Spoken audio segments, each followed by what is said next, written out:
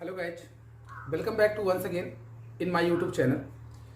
जैसा कि हम लोगों ने पिछले वीडियो में देखा कि सांद्रता से संबंधित जो भी कुछ टर्म्स थे वो हमने आपको बताए हुए थे, जिनमें नॉर्मलता, मोलरता, मोललता, मोल प्रभाज, द्रव्यमान परसेंटेज, वॉल्यूम परसेंटेज, इन सब की चर्चाएं हुई थी।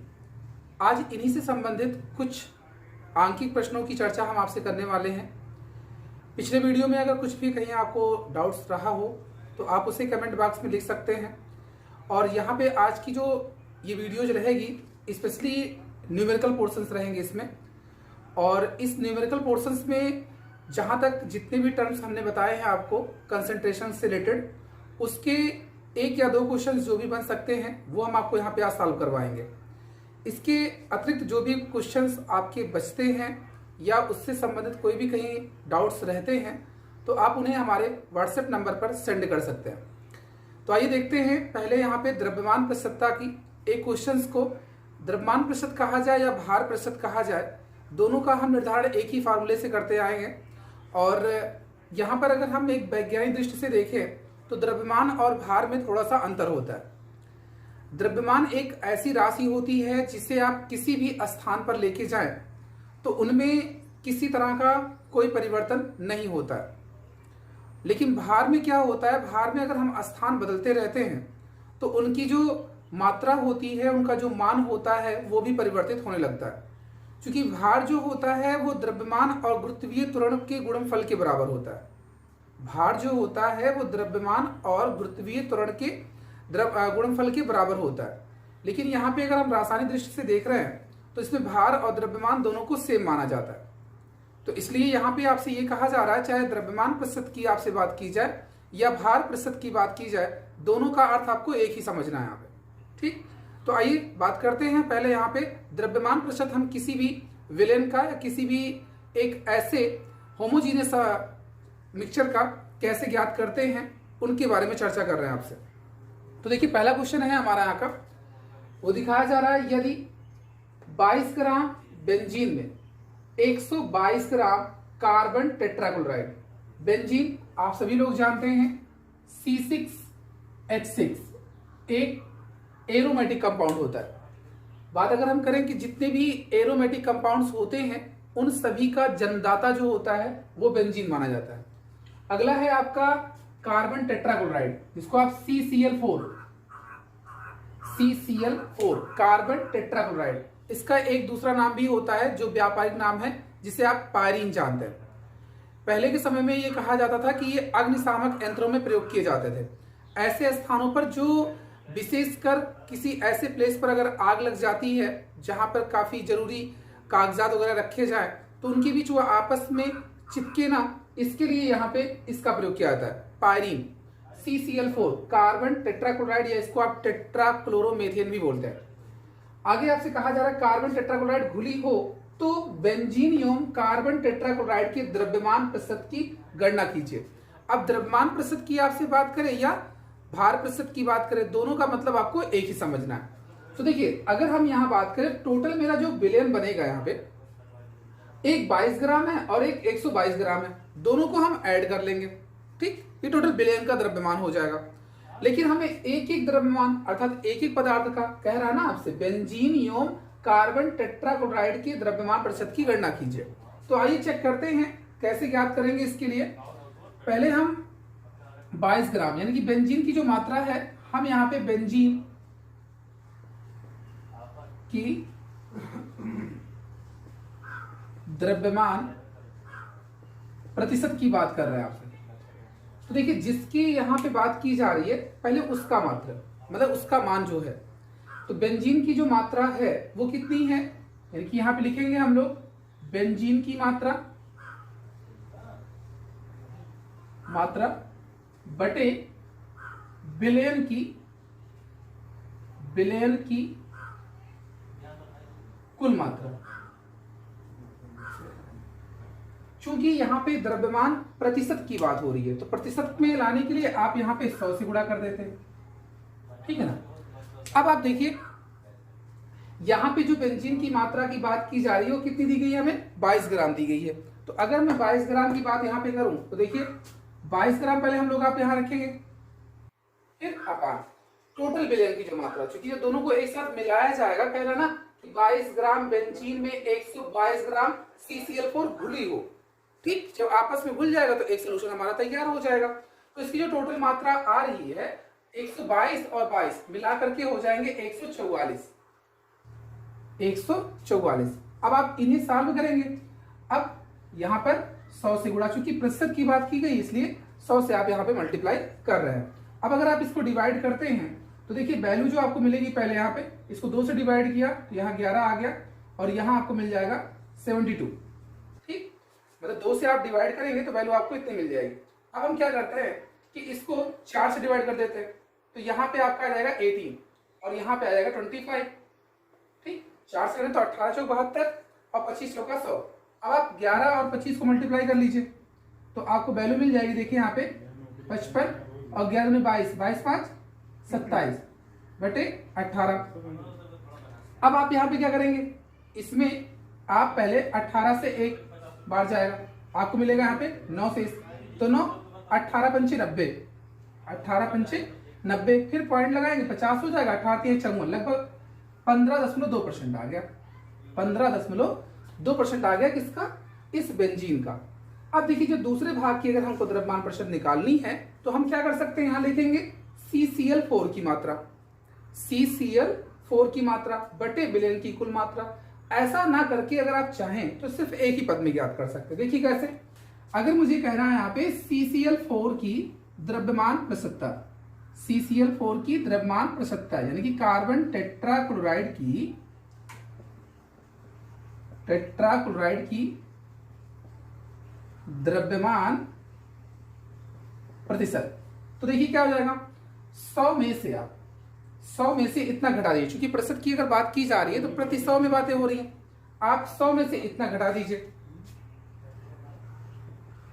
आपको जो वैल्यू मिलेगी वो आ जाएगी आपके पास यहां पर 100 से आप इसको घटाएंगे तो 0.8 हो गया यहाँ पे ना, यहाँ पे 4, यहाँ पे 8, तो 84.8 इसका लगभग आंसर मिल जाएगा एक ही पद में। तो आप सभी को समझ में आ रहा होगा कि जो भी चीजें आप यहाँ देख रहे हैं कि जब भी बेंजीन के द्रव्यमान प्रतिशत की बात की जा रही है या फिर आपसे कहा जाए किसी भी पदार्थ की अगर प्रतिशत की बात की जा रही है तो उस पदार्थ की मात्रा आपको यहाँ रखनी है, बटे विलेन की जितनी मात्रा होती है उसे रखनी है। ठीक है, तो एक आपका ये क्वेश्चन कंप्लीट हुआ जो कि द्रव्यमान प्रतिशत पे आपको रखना होता है। ठीक, अब इसी के आधार पर आप अगला सेट करेंगे यहाँ कि जो भी द्रव्यमान प्रतिशत की बात की जाएगी या भार प्रतिशत की बात की जाएगी उसके लिए। तो ये चेक करते हैं यहाँ पे, देखिए ये अगला क्वेश्चन आपके लिए है। इसमें लिखा है क्या, जब 6.5 ग्राम एस्प्रिन जिसका फार्मूला लिखा गया है C9H8O4 को 450 ग्राम एसिटोनाइट्राइल CH3Cl, ठीक, जिसको आप मेथेन साइनाइड बोलते हैं, में घोला जाए तो एस्प्रिन की एसिटोनाइट्राइल में भार प्रतिशत ज्ञात कीजिए। ये क्वेश्चन आपके लिए है, इसे सॉल्व करना है खुद। इसके पहले जो मेथड मैंने आपको बताया सेम टू सेम उसी पे सॉल्व करना है। जैसे पहले आपको बताया कि दिए गए पदार्थ की मात्रा आप रखेंगे बटे विलेन की कुल मात्रा और गुणे 100, आपको इसका आंसर मिल जाएगा। अब इसे सॉल्व करके जो भी हमने आपको बताया था इसका व्हाट्सएप नंबर उस पर आपको सेंड करना है। ठीक, ये अब अगला क्वेश्चन है आपका, वो है मोलरता। मोलरता में देखिए क्या करना है, क्वेश्चन में क्या पूछ रहा है कि उस विलेन की मोलरता की गणना कीजिए जिसमें 5 ग्राम NaOH, 5 ग्राम NaOH जिसको आप कास्टिक सोडा कहते हैं, NaOH जिसको आप कास्टिक सोडा कहते हैं। यहां पे लिखा गया आगे 450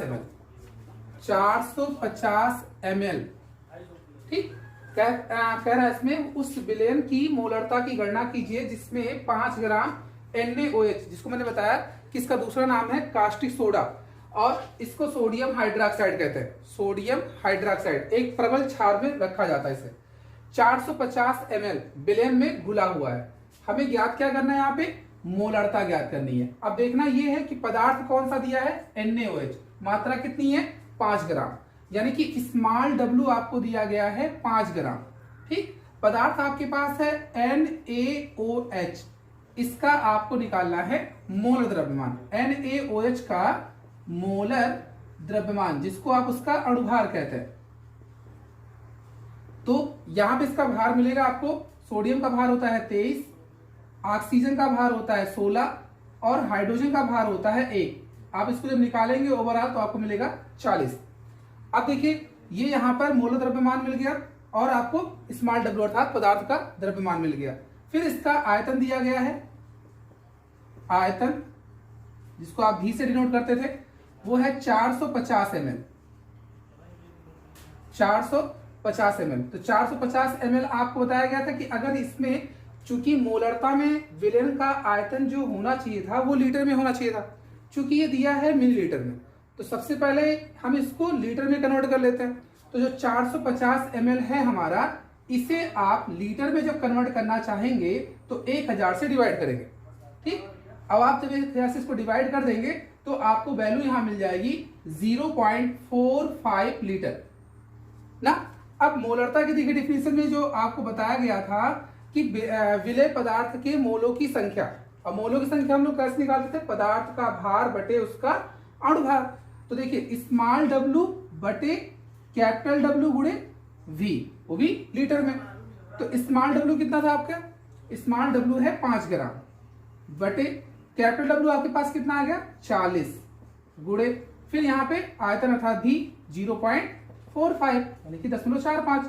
अब इसी को आपको सरल करना है। तो देखिए जब इसको हम लोग सरल करेंगे तो क्या वैल्यू आएगी हमारे पास, यहां पर अगर हमने इसको डिवाइड किया तो ये मिल जाएगा 0.9 के रूप में। अब देखिए जब आप इसको सरल करते हैं तो वैल्यू आपको मिलेगी 1/40 इंटू 0.09। अब देखिए पॉइंट को आप हटा दीजिए, ऊपर 2 जीरो बढ़ा दीजिए, ठीक है ना। अब देखिए यहां से क्या होगा, एक जीरो से ये जीरो कैंसिल आपके पास। अब वैल्यू आपको मिल गई यहाँ पे 10/36। ठीक, अब आप अगर इसको डिवाइड करते हैं तो वैल्यू क्या मिल जाएगी, देखिए आप इसको 5 और यहाँ पे 18 हो जाएगा, यानी 5/18। आप तो इसको डिवाइड कर नहीं पाएंगे, आप यहाँ पे पॉइंट लगा दीजिए, यहाँ हो जाएगा 50। तो 2 आप 18 दूना 36, 2 बार लेगा। अब कितनी बची यहाँ पे 14, 140 हो जाएगा। तो 18 108 18 126, ठीक, 18 सत्ते 126। तो ये आ जाएगा 0.27 m, ये इसका आंसर होगा। ठीक, रूल देखिए क्या बताया जा रहा है आपको कि जो पहले पदार्थ का द्रव्यमान दिया जा रहा है वो आपको रखना है, पदार्थ जो दिया जा रहा है उसका मूल द्रव्यमान निकालना है, जितने भी उसमें परमाणु होंगे समस्त परमाणुओं के परमाणु द्रव्यमानों का योग करना है आपको। ठीक है, फिर अगला आपको यहां बताना क्या है, आयतन। आयतन किस में दिया होगा, वो होगा लीटर में। अगर बाय द वे मिलीलीटर में दिया है तो उसे आप कन्वर्ट करेंगे लीटर में। लीटर में कन्वर्ट करने के लिए आपको 1000 से डिवाइड करना है। तो फार्मूला इसका यही था, मोलरता बराबर पदार्थ का भार बटे उसका अणुभार या मोलर द्रव्यमान और गुणे उसका आयतन। तो इस फार्मूले पे रख के आपने जब सरल किया तो वैल्यू इसकी इतनी आई। कैलकुलेशन आप एक बार फिर से चेक कर लीजिएगा, कुछ फॉल्ट होगा तो उसको देख लीजिएगा। ठीक, देखिए इसमें अगला जो है हमारा वो मोलरता पर आधारित है, जिसमें पहले देखना आपको 1.5 ग्राम एथेनोइक अम्ल, एथेनोइक अम्ल जिसका फार्मूला होता है CH3COOH, या इसको पढ़ते हैं आप CH3COOH। इसका एक नाम आपने देखा ही है एथेनोइक अम्ल, दूसरा नाम है इसका एसिटिक अम्ल, जो कि सिरके में प्रमुखता से विद्यमान होता है। तो हमें यहाँ पे मोलरता की गणना करनी है। मोलरता में हमें बताया जा चुका है कि विलय के मोलों की संख्या बटे विलायक का द्रव्यमान, वो भी किलोग्राम में। ठीक है, तो यहाँ देखिए जो मात्रा कम में होती है उसे आप विलय बोलते हैं और जिसकी मात्रा ज्यादा होती है उसे आप विलायक कहते हैं। तो देखिए अगर इसकी हम बात करें तो सबसे पहले हमें यहाँ पे जो मात्रा यहाँ दी गई है पदार्थ की वो 1.5 ग्राम विलय की मात्रा होगी और ये वाला आपका हो गया विलायक की मात्रा। तो यहाँ पे अगर हम चेक करें तो देखिए क्या होगा कि विलय के मोलों की संख्या चाहिए। तो मोलों की संख्या लेने के लिए हमें पदार्थ का द्रव्यमान और उसका मोल द्रव्यमान, तो यहाँ पहले हम इस पदार्थ का मोल द्रव्यमान निकाल लेते हैं, यानी कि एसिटिक एसिड का मोलर द्रव्यमान, मोलर द्रव्यमान। तो मूल द्रव्यमान आपको बताया गया है कि किसी भी यौगिक में उपस्थित समस्त परमाणुओं के परमाणु द्रव्यमानों का योग। तो देखिए इसमें क्या है, कार्बन आपके पास एक है पहले, तो कार्बन का रखा आपने 12, हाइड्रोजन की संख्या 3 है, प्लस 3 गुणा 1 यहाँ पे दिया गया आपको। फिर अगला कार्बन फिर से आया, फिर से प्लस 12। फिर देखिए ऑक्सीजन की संख्या यहाँ पे 2 है, एक ऑक्सीजन का भार 16, तो 2 गुणा 16, फिर प्लस अगला हाइड्रोजन, इसका 1 हो गया। तो अब आप देखिए यहाँ पे 12 प्लस 3 क्रॉस 1 3 आ जाएगा, प्लस फिर से 12 प्लस 2 क्रॉस 16, यहाँ पे 32 मिलेगा आपको, प्लस 1, सबको आप ऐड करेंगे तो यहाँ मिल जाएगा 60।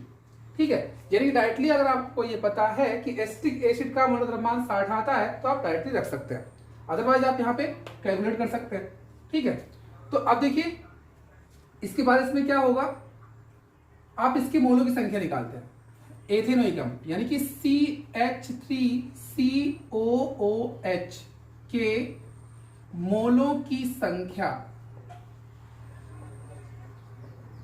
संख्या तो क्या होगा, पदार्थ का भार बटे उसका अणुभार या मोल द्रव्यमान।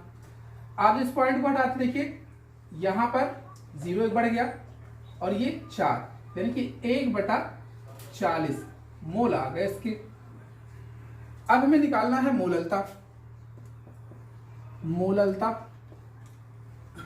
तो मोललता के लिए आप क्या करेंगे, मोलों की संख्या, विलय पदार्थ के मोलों की संख्या, तो आप रख दीजिए विलय पदार्थ के मोलों की संख्या, वो है कितनी, 1/40 बटे विलायक का द्रव्यमान किसमें, किलोग्राम। विलायक की बेंजीन है, इसकी जो मात्रा है अधिक है 75 ग्राम।